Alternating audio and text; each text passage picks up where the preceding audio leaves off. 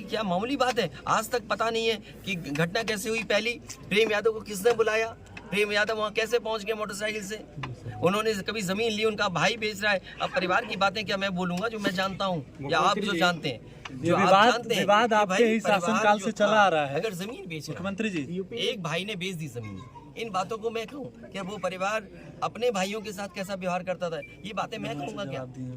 ये सब आप जानते हो। इसलिए मैं आपसे भी उम्मीद करता हूँ लोकतंत्र तभी मजबूत होगा जब न्याय मिलेगा, और न्याय की भावना होती सरकार की तो खेतों में इतना कार्यकर्ता नेता नहीं दिखाई देता।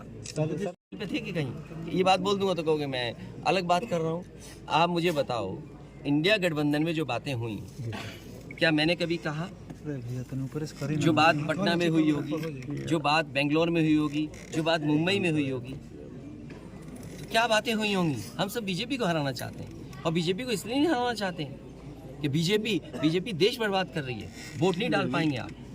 आज तो आप किस जाति बिरादरी का है, दूसरा समुदाय किस जाति बिरादरी का है। सबसे बड़ा सवाल है, इस सरकार में इन लोगों की जान गई है, और आपकी जीरो टॉलरेंस की पॉलिसी से उन परिवारों के सदस्यों की जान नहीं आने वाली। और ये जो डर दिखा करके आप डरना चाहते हो, जब जनता खड़ी हो जाती है, जनता की ताकत के सामने सरकार की ताकत टिक नहीं सकती। सरकार की ताकत कुछ भी नहीं है जनता की ताकत के सामने।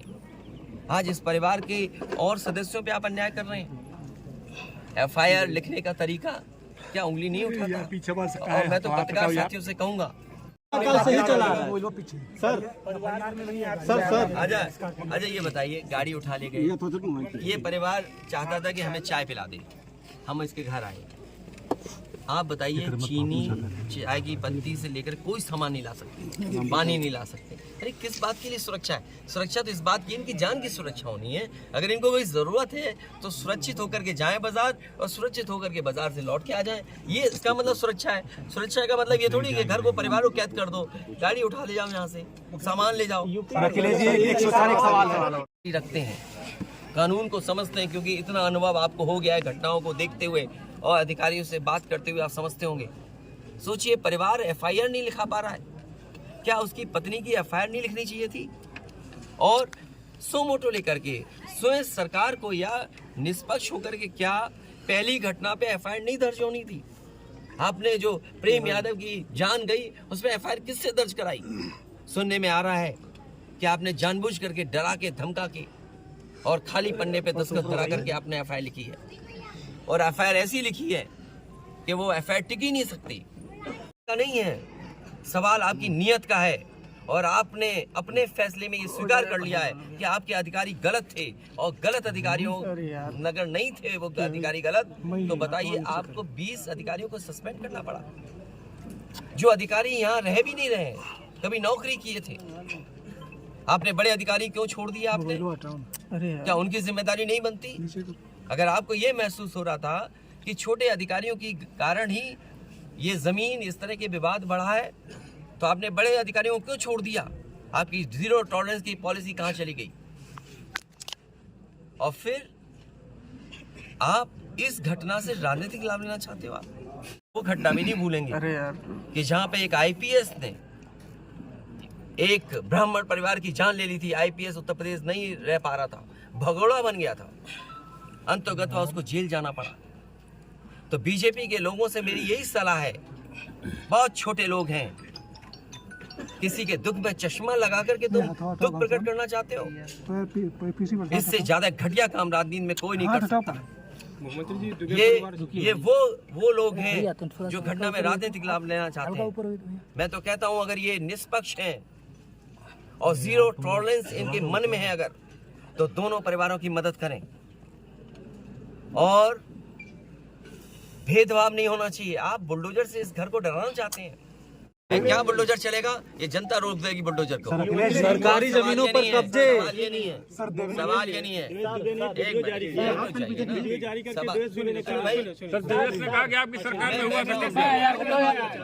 ये जो बुलडोजर चलाने की भाषा है, जो बुलडोजर चलाने की संस्कृति है, ये मत समझिए बुलडोजर में दिमाग नहीं होता है। अगर बुलडोजर न्याय देने लगा तो अगली सरकार भी यही करेगी। इसलिए मैं सोचता हूं कि अगर आप योगी हैं, योगी की परिभाषा यही है, दूसरे का दुख अपना दुख समझे।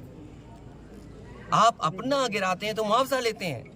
आपकी किसी की हिम्मत हो अगर ये बात की कि उन्होंने अपनी बिल्डिंग गिराई और कितने करोड़ मुआवजा उठाया, अगर आप इसे बुलडोजर चलाना चाहते हो तो उतना ही मुआवजा देना जितना मुआवजा आपने खुद लिया सरकार से। और दूसरी तरफ से कोई यहाँ का है, कोई वहाँ का है, न जाने कहाँ कहाँ के से लोग हैं, उनके नाम डलवा दिए। क्या आपने नाम नहीं डाले उनके गलत? जो यहाँ गांव में रहने वाले लोग हैं, निर्दोष लोग हैं, क्या उनके नाम नहीं डाल दिए आपने? अभी महिलाएं मिली उनके परिवार की, क्या उनके पतियों का क्या दोष था या उनके रिश्तेदारों का क्या दोष था? अगर कोई रिश्तेदार दूसरी जगह रह रहा है, वहां भी पुलिस जाकर के तांडव मचा रही है, आतंक मचा रही है। क्या ये जनता को नहीं दिखाई दे रहा? और फिर जब चुनाव होता है तो आप दूसरे तरह की पुलिस लगाते हो। ये घटना आ गई तो आप दूसरे तरह की पुलिस लगाते हो। क्या हमें आंखों से नहीं दिखाई दे रहा आपकी नीयत? जी मासूम बच्चों की हत्या हुई, उस पर क्या कहना है? कोई बात नहीं, देखिए मेरी जिम्मेदारी ये है। देखिए मैं जानता हूँ और ये बात आप भी जानते हो। और जब मैं पहुँचा हूँ तो मैंने वो बाइट भी सुनी है, एक चैनल के माध्यम से कुछ खबर आई, हालांकि मैं सिग्नल या उसके नेटवर्क ना आने की वजह से मैं नहीं सुन पाया। जो बात मुझे समझ में आई कि वो परिवार नहीं मिलना चाहता। ये उसकी भावना है और उसको उसकी बेटे की भावना नहीं हो सकता हो।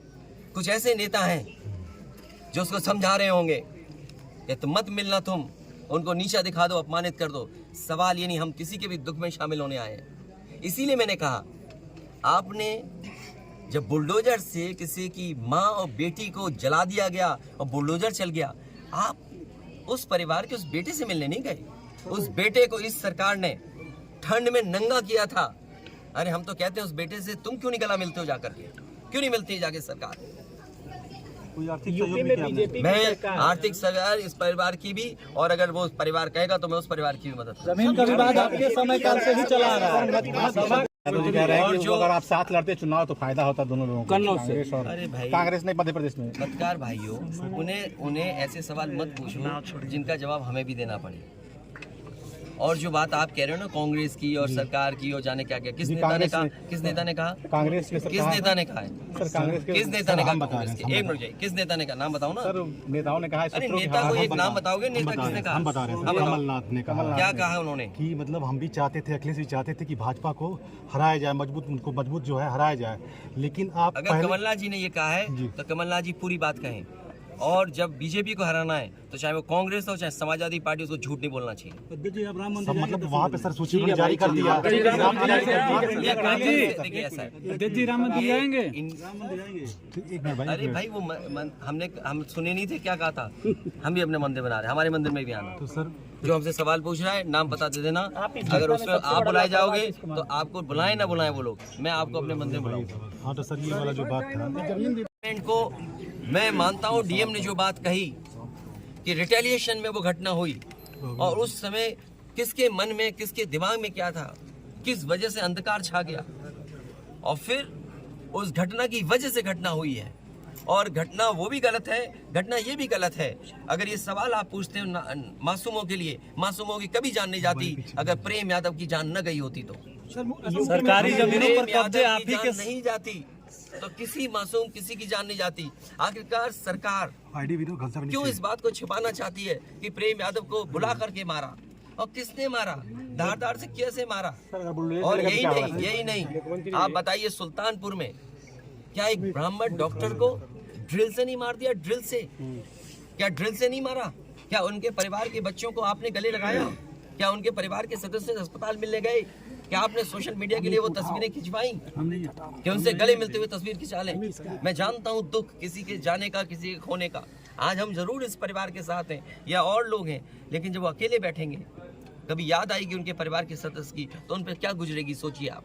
मैं आपसे कह रहा हूँ, आप पत्रकार साथी नहीं, कोई ये परिवार अगर पढ़ेगा लिखेगा, जो पढ़ाई करना चाहेगा, जो मदद करेगा, मैं करूंगा मदद। यूपी में इस परिवार की हम मदद करेंगे और मैं सरकार से कहूंगा कि अगर वो सरकार मदद करती है तो दोनों परिवार की मदद करें। सर जो इंडिया गठबंधन में मध्य प्रदेश समाजवादी कांग्रेस और सरकार की तरफ से ये कहा जा रहा है कि न्याय हो रहा है, मगर यहाँ साफ साफ दिख रहा है जातिवाद हो रहा है। इसको किस तरीके से देखते हैं? सबका विकास की बात, इसीलिए मैंने कहा, देखिए योगी की सबसे बड़ी परिभाषा यही है जो दूसरे का दुख अपना दुख समझे। मुख्यमंत्री जी को किसी के साथ भेदभाव नहीं करना चाहिए अगर वो मुख्यमंत्री उत्तर प्रदेश के हैं, और किसी भी घटना से राजनीतिक लाभ नहीं लेना चाहिए। अगर इस सरकार ने न्याय दिया होता, न्याय पहले दिन से देना शुरू किया होता, तो शायद हम लोगों पे भी दबाव नहीं बनता कि हम आते हो घर परिवार के लोगों से मिलते आकर। सर, कांग्रेस के लोग कह रहे हैं कि आप बीजेपी को फायदा पहुंचाना चाहते हैं मध्य प्रदेश में। देखिए सुनिए, ये बात भी कांग्रेस के मुंह से अच्छी नहीं लगती। सर, यूपी में बदला लेंगे उसका? नहीं, बदला बदली बात मत करो। बदले बात देखिए, अयोध्या भी मंदिर दिखाएंगे। हाँ, सुनिए, ये विषय इसलिए मैं नहीं उठाना चाहता हूँ कि ये हमारे लिए देवरिया कांड बड़ा विषय है और न्याय में संतुलन हो, न्याय में संतुलन हो, ये सरकार की जिम्मेदारी है। देवरिया कांड मैंने पहले से कहा, ये समाज के लिए और मनोविज्ञान के लिए ये बड़ी चीज़ है कि आप समझें कि अगर एक परिवार के साथ घटना होती है तो दूसरे परिवार का मनोविज्ञान क्या होता होगा। और ये डीएम ने खुद कहा कि ये रिटेलिएशन में घटना हुई है और फिर शासन प्रशासन के लिए और न्याय के लिए ये बड़ी जिम्मेदारी है। खड़ा नहीं आ रहा है। धन्यवाद देता हूँ कि आप लोगों ने लगातार घटना के बारे में समय समय पर जानकारियां दी। देवरिया कांड शासन प्रशासन और न्याय के लिहाज से बहुत ही महत्वपूर्ण है और जिस तरह की घटना हुई है हम सभी लोग मिलकर के उस घटना का निंदा करते हैं। ऐसी दर्दनाक घटना उत्तर प्रदेश में देखने को नहीं मिली। इधर ऐसी घटनाएं नहीं हुई थी कि जहां पर इस तरह का घटनाक्रम हो कि लोगों की एक साथ इतने लोगों की जान चली जाए। जिस समय घटना हुई उसके बाद सभी चैनल टीवी और सबने जानकारी देना शुरू कर दिया। मुझे याद है मैंने डिस्ट्रिक्ट मजिस्ट्रेट का वो बयान सुना जिसमें यहाँ के डिस्ट्रिक्ट मजिस्ट्रेट ने कहा कि घटना के बाद रिटेलिएशन में दूसरी घटना हुई है। तो ये विषय शासन प्रशासन और न्याय के लिए महत्वपूर्ण इसलिए बनता है कि अभी तक सरकार जो जीरो टॉलरेंस की बात करती थी, घटना पहली कैसे हुई उसकी भी सच्चाई अभी तक सामने नहीं ला पाए। प्रेम यादव का मरना, उन्हें घर बुलाना, उसके बाद किसी धारदार हथियार से जान ले लेना, उसके बाद आसपास के क्षेत्र पे ये सूचना मिल जाना कि उनकी जान चली गई, लोग गए और उसके बाद ये घटना हुई। मैं मौके पे घटना में पहुंचा हूं, देखा है मैंने उस परिवार के रहने का और उस परिवार में जो घर बना हो मैं देख करके आया हूं। वो घर और ये घर जहां प्रेम यादव थे दूर था। आखिरकार किन परिस्थितियों में वहां जाना पड़ा उन्हें, क्या वजह थी कि सुबह ही सुबह वो मौके पे चले गए। अगर किसी की नियत मंशा ये थी कि उसे हमला करना है या उसकी नियत और मंशा ये होती कि उस पर हमला होगा तो वो तैयारी से जाता किसी भरोसे के साथ और अपनी मोटरसाइकिल से यहाँ से वहाँ प्रेम यादव पहुंचे। उसके बाद उनकी जान ले ली गई। मैं यही कहना चाहता हूँ इस मौके पर, मुख्यमंत्री जी का गृह जनपद है, मंडल मत बोलिए क्योंकि दूसरा जिला बगल का जिला भी घर मानते हैं। देवरिया, गोरखपुर, कुशीनगर, महाराजगंज वो अपने आप को दावा करते हैं कि वो घर है उनका और जनता ने वोट भी दिया उन्हें। लेकिन जीरो टॉलरेंस वाले लोग इस तरह की भेदभाव फैलाएंगे, इस तरह की घटना होने देंगे और फिर उसका राजनीतिक लाभ लेना चाहेंगे आप। ये जितनी भी तस्वीरें आई हैं जो बीजेपी के नेताओं की आई हैं, तस्वीरें मैंने देखी हैं और लोगों ने चर्चा की उन तस्वीरों को देख करके, बीजेपी के लोग घटना से राजनीतिक लाभ लेना चाहते हैं। मैं उन्हीं बीजेपी के नेताओं से पूछना चाहता हूं कि जिस समय विकास दुबे उसकी गाड़ी पलटा करके इनकाउंटर किया था, तो क्या उसके परिवार के लोगों से आपने गले लगाया था, गले मिलने गए थे आप?